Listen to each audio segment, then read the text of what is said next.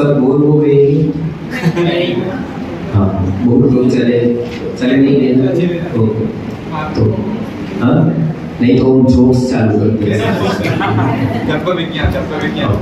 तो क्योंकि जहाँ पर जाते हैं तो लोगों को ज़्यादातर ऐसे में इंटरेस्ट होता है, जोक्स में या फिर हंसी में, गाने में, तो मैं वो भी रोल कर सकता हूँ। तो ओके, तो इस कोई बोर नहीं हुए ना?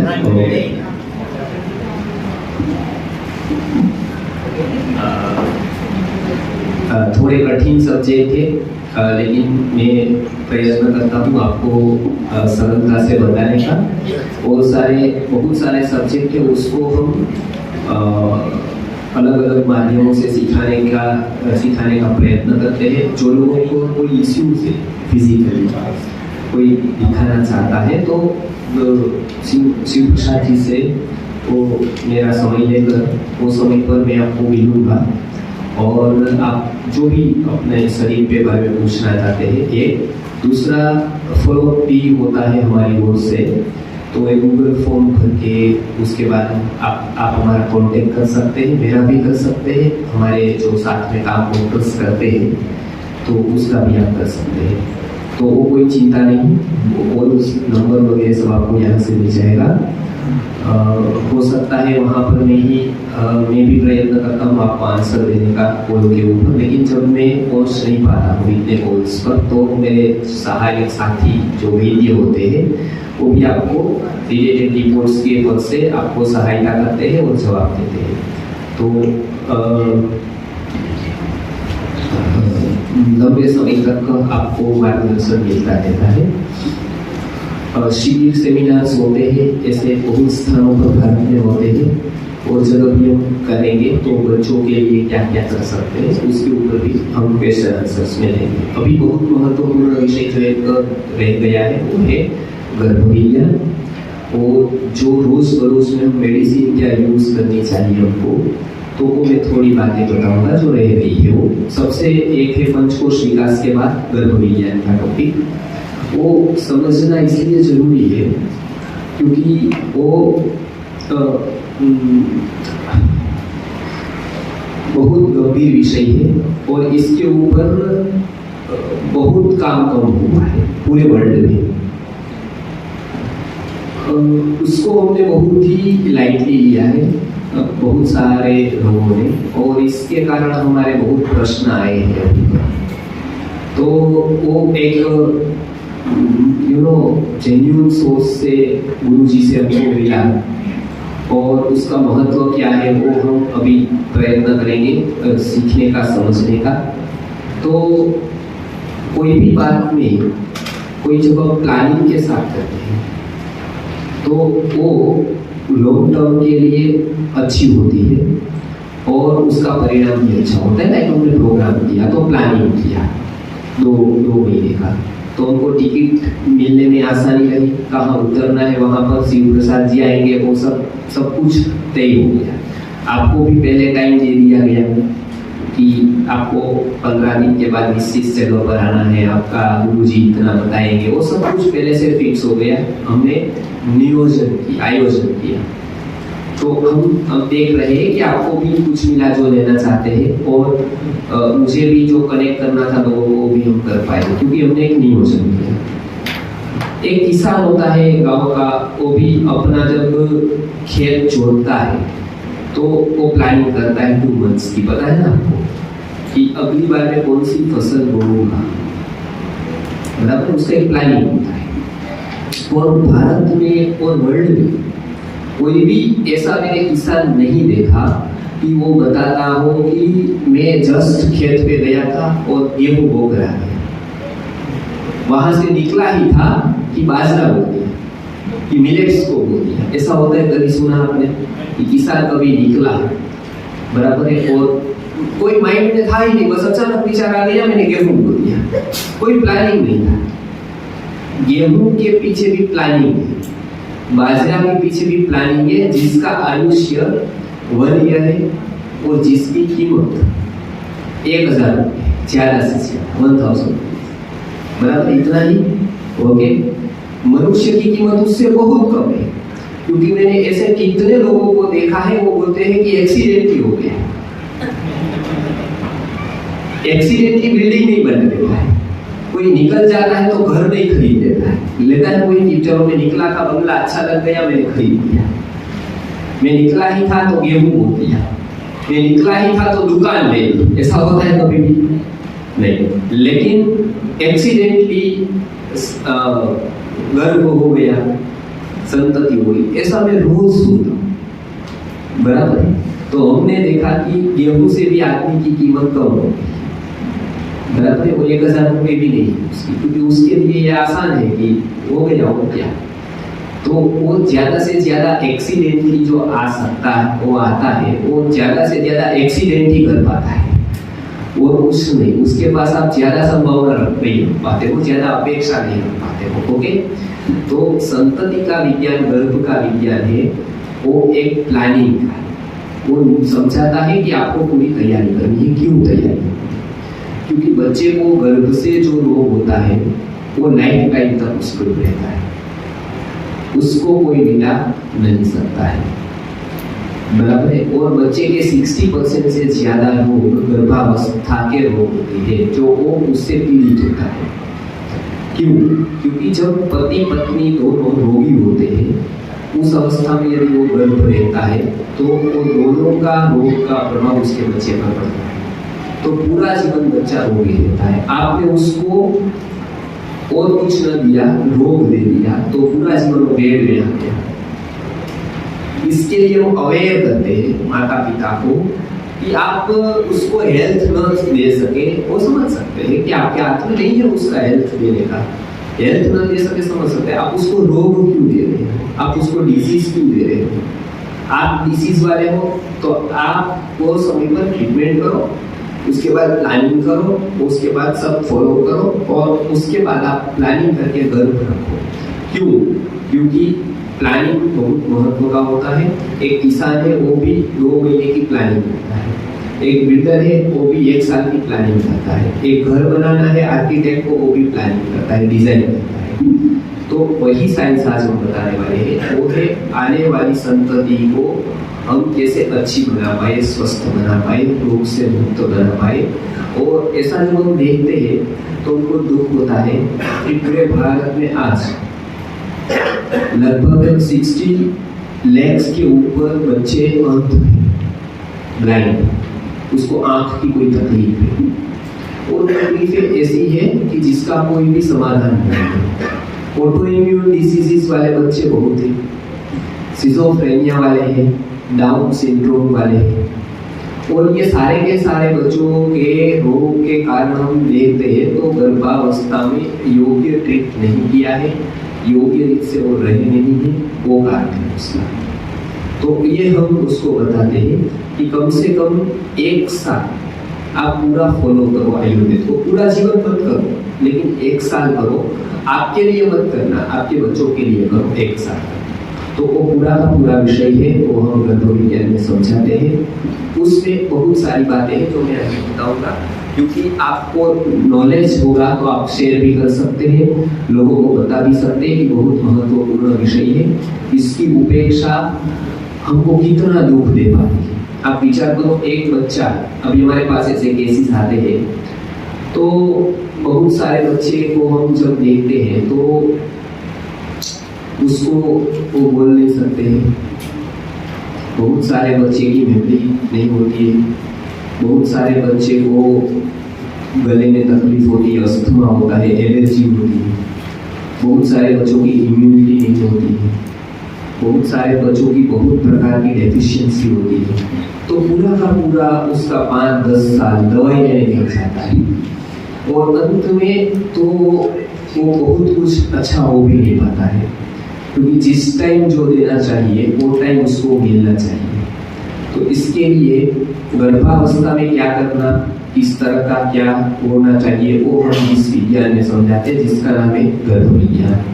वो भारत ने पहली बार विश्व को बताया, और भारत ने ऐसी संतति को निर्माण किया कि यहाँ कोई एक अपवाद रूप से साइंटिस्ट हुआ ऐसा नहीं है, हजारों लाखों की संख्या में ऋषि मुनि हुए।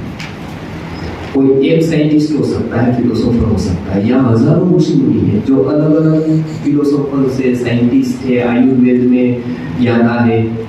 तो क्यों हुआ ऐसा? क्योंकि एक साइंस को फॉलो किया, वो साइंस को आज भी फॉलो करेंगे। आज भी ऐसी संतति आ सकती है जो पूरे वर्ल्ड को लीड कर सकती है। तो इसके लिए हम ये साइंस को समझाते हैं निस्वार्थ भाव से। ये एक बहुत बड़ा काम है और इसको हमने समझ लिया तो हम बहुत सारे रोगों से आने वाली पीढ़ी को बचा सकते हैं।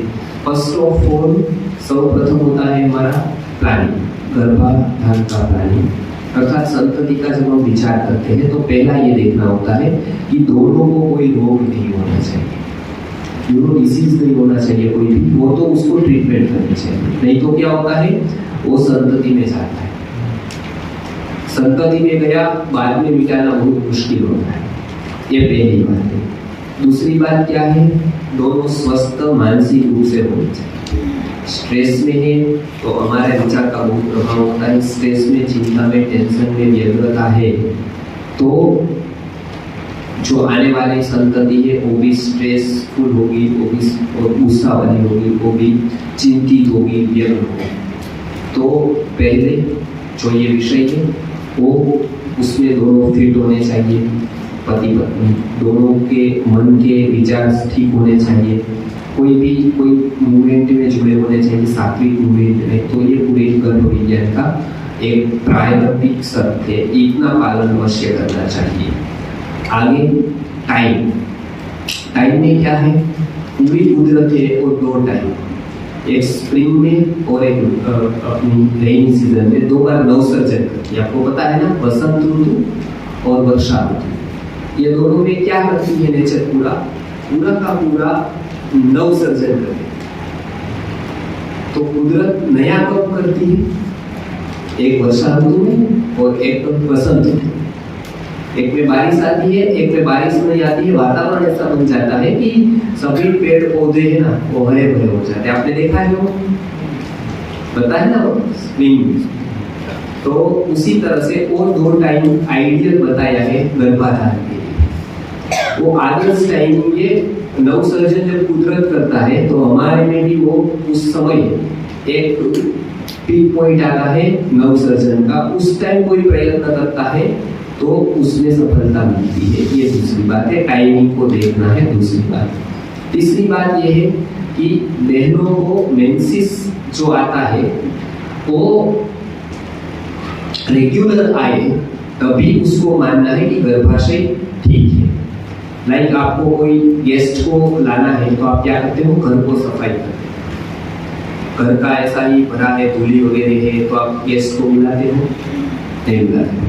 गर्भाशय को एक जो बच्चा रहता है वो स्थान है, वो 9 महीना वहां रहता है। 9 महीने में वहां विकृति होगी तो वो 9 महीना वो कंफर्ट नहीं रहेगा। तो वो विकृति नहीं है कैसे जानेंगे, तो मेंसेस साइकिल है वो दिखाती है कि उसका बराबर आना तो गर्भाशय बराबर है, वो बराबर नहीं आएगा तो बराबर नहीं है। तो हमने गर्भ विज्ञान में बताते हैं बहनों का मेंसेस साइकिल ठीक होना चाहिए। वो 28 to 30 डेज में आता है तो बराबर आना चाहिए, पेन नहीं होना चाहिए और सारे रोग उसमें नहीं होने चाहिए, तो वो फिट है। ये ऐसा हम इजीली ये समझाते हैं और उसको फॉलो कराते हैं। ये बराबर समझ सकते हैं हम लोग, ओके। तो ये महत्वपूर्ण गर्भ विज्ञान की बात है। आगे हम देखते हैं गर्भ विज्ञान में कि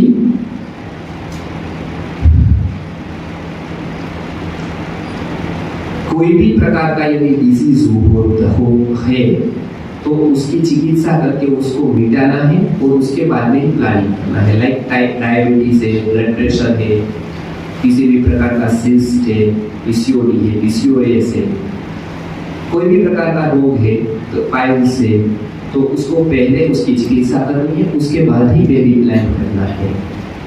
आगे कोई भी प्रकार का टेंशन नहीं लेना है, व्यग्रता नहीं रखनी, चिंता नहीं करनी।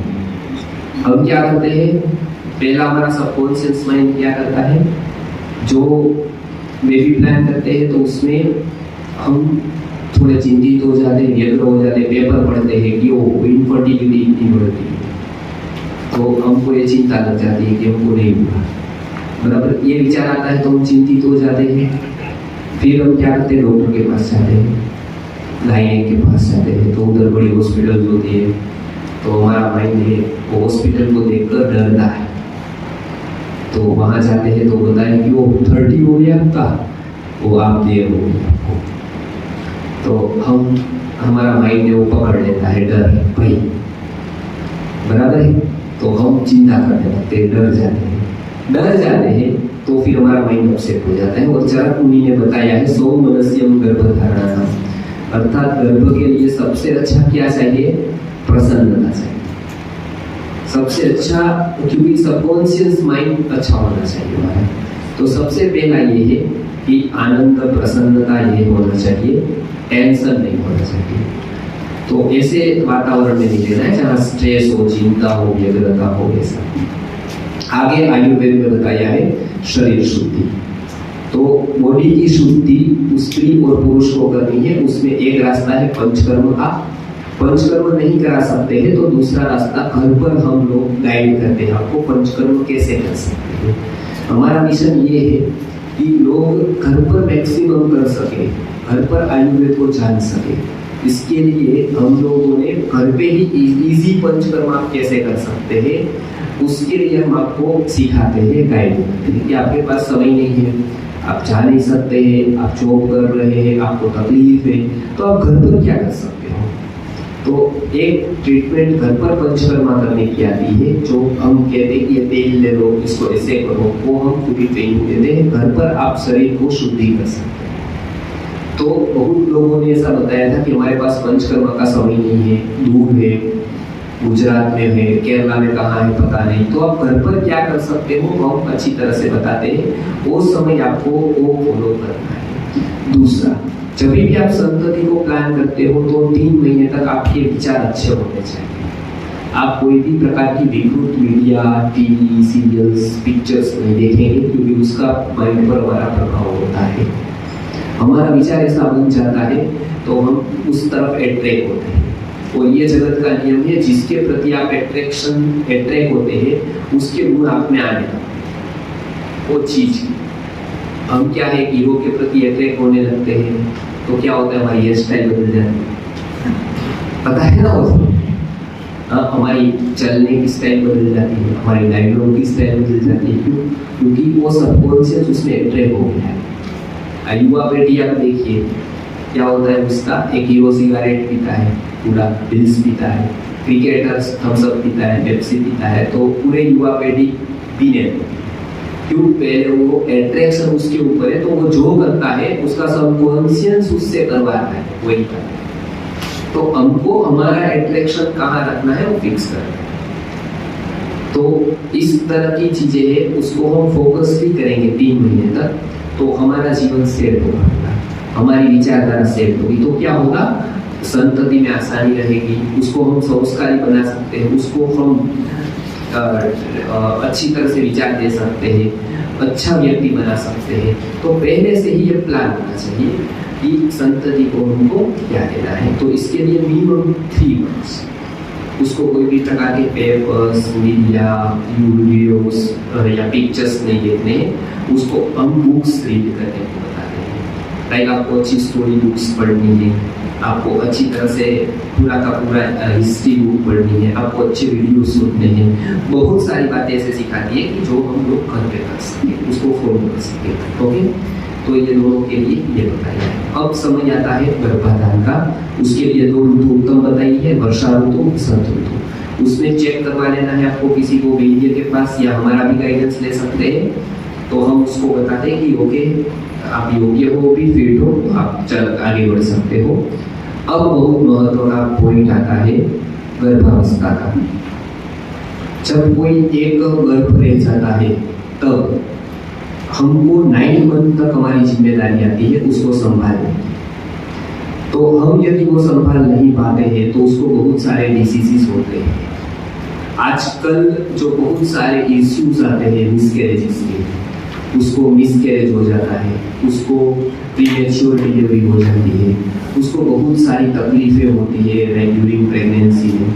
तो वो वो इसलिए होती है क्योंकि हम उसका ध्यान भी रखते हैं। लाइक हम जब बच्चा गर्भ में आया उसके बाद आपको झगड़ा नहीं करना है, उसको आघात लगता है। उसके बाद आप यदि वो टिशू वाले पिक्चर देखेंगे, हॉरर शो देखेंगे, तो वो आप पर भयभीत होते हैं, उनको पता नहीं होता है उसका मेंटल इफेक्ट होता है। और बच्चे बहुत सेंसिटिव, गर्भ है ना, वो बहुत सेंसिटिव है।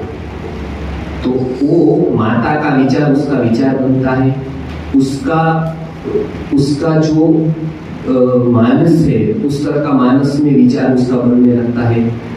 उसकी आदत है जो हैबिट से, वो हैबिट उसकी गर्भ की बनने लगती है। इतना माँ से जुड़ा हुआ होता है वो। तो माता जो जो करती है उसका बच्चे पर प्रभाव होता है। इसके लिए भाव प्रकाश नामक ग्रंथ में बताया गया है कि किस तरह का गर्भ में क्या क्या ध्यान रखना है। उसकी मैं 2-3 बातें बताऊंगा और उसके बाद हम आगे बढ़ेंगे। भारत ने सर्वप्रथम जो गर्भ में अंग उपांग आने का क्रम लिखा है उसमें बताया है कि पहले 3 मंथ्स में एनाटॉमी पूरी होती थी, अंग और उपांग आ जाते हैं पहले 3 महीने। जब सोनोग्राफी नहीं थी, जब कोई भी प्रकार का एक्सरे मशीन नहीं था, तब ये बात लिखी।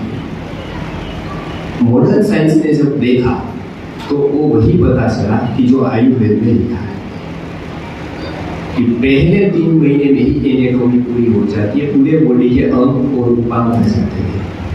तो आश्चर्य लगा कि ये किसने जान लिया। पहले के काल में यूरोपियन कंट्रीज में ये कहा जाता था कि गर्भ का काल केवल 7 महीना है। फिर एक विचारधारा आई, उसने बताया 8 महीना है। तीसरी बात आई, उसने बताया 9 महीना है। भारत ने सबसे पहले बता दिया था गर्भ का काल कितना है, 9 महीना है। जब से दूसरी एक भ्रांति नीच से है कि पहले जीव नहीं आता है 3 महीने तक, जब फरकना शुरू होता है तभी जीव आता है। भारत के दर्शन या आयुर्वेद ये बताता है पहली क्षण से उसमें जीव आ जाता है और डेवलप होने लगता है। उसके बाद 4th मंथ में ये योग्य हो जाता है, 3 मंथ में कि वो फरकना हो शुरू होता है, तो वो फरकने लगता है। उसकी पूरी विगत आयुर्वेद में बताई गई है। तो बीच के काल में क्या हुआ कि लीगली हो गया था उसको एबॉर्शन करवाना। तो पूरे के पूरे नवरात्रि के काल पर युवा युवती मिलते थे और हमारे गुजरात में बहुत सारे एबॉर्शंस होते थे। तो उसके ऊपर हमने मुहिम चलाई। क्यों? क्योंकि जब व्यक्ति एबॉर्शन करवाता है, एक्सीडेंटली गर्भ रह गया, कोई बात नहीं, एबॉर्शन करवाता है तब क्या होता है, आपके साथ एक विश्वास जुड़ा है संतति का, बराबर है। अब उसको दूसरा जन्म मनुष्य का मिलना बहुत असंभव होता है। पूज्य गुरु जी ने ये बताया हमको कि क्या होता है, जैसे गुरुकुल के ऊपर में आया आपके यहाँ, आप मेरे से पहचानते भी नहीं, बराबर है। शिव प्रसाद जी ने बताया गुरु जी आने वाले हैं, गुरुकुल के आचार्य है, तो आप आइए, आप सब लोग आ गए। मैंने बताया कि ओके आप सब लोग आ गए, तो उन्होंने बताया कि आप गोल्ड पहन कर आना, गुरु जी कुछ गोल्ड की विधि बताने वाले हैं, पूजा कराने वाले हैं, तो आप सब लोग गोल्ड पहन कर आ गए। गोल्ड पहन कर आ गए, ओके। अब हॉल बंद कर दिया हमने। फिर 2-3 हमारे बाउंसर है या फिर वो लोग सिपाही है, उसको मैंने रख दिया और बताया बंदूक लेकर कि आप सब गोल्ड निकालो, बराबर।